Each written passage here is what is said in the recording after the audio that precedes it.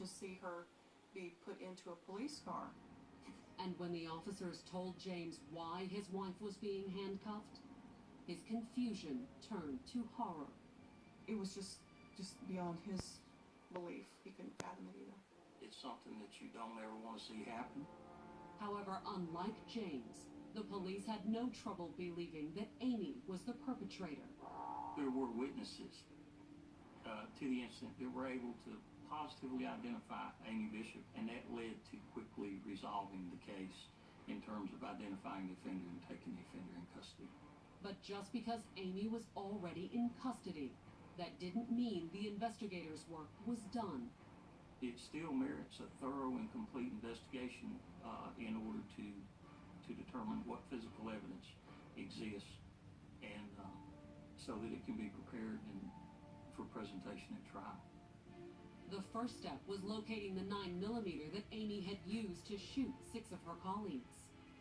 So the weapon wasn't with the suspect when the suspect came outside, so we realized somewhere within that large building we probably had the weapon. That evening, while Amy was transported to the Huntsville Police Department for questioning, the investigators began a methodical search of the Shelby Center. The entire building actually became a crime scene, so we had to secure the entire building and search the whole building. They have to go through every single trash can, every single desk drawer, every receptacle of any kind. Finally, in the trash can of a second-floor bathroom, the investigators found what they had been looking for. After the shooting, they say that Amy took the gun and put it in the trash can and covered it up with some toilet paper. Meanwhile, as darkness fell and word of the shooting spread, the UAH campus struggled to sort out what just happened.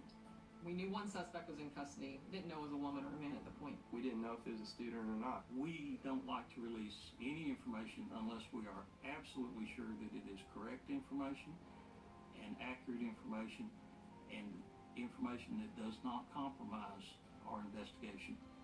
The fact that the police had yet to release the identities of the victims only added to on campus. You know, there's a lot of shock. A lot of people crying.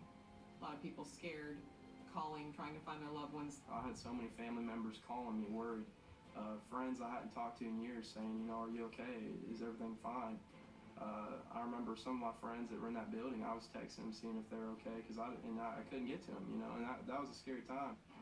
Finally, at a little before midnight, the police released one vital piece of information: the shooter's identity. She was charged, and at the time that she was charged is when we made our media notifications. The news sent another wave of shock across campus. When you hear that there's a shooting on a college campus, you assume it's student on student. By no means would we have thought that it was a biology professor. Amy Bishop's biology students were particularly stunned. You go from seeing her in class to seeing her on TV in an orange jumpsuit. You just don't expect that from professors. Amy's students may have been shocked by her arrest, but the professor had another surprise in store. During her first public statement, made that night as she was transferred to the Madison County Jail. It didn't happen. There's no way. What about the people who died? There's no way they're still alive. Coming up, the investigation uncovers shocking secrets in Amy's past. She was suspected of trying to send a bomb through the mail. And her attorney makes a startling admission. I think she's wacko.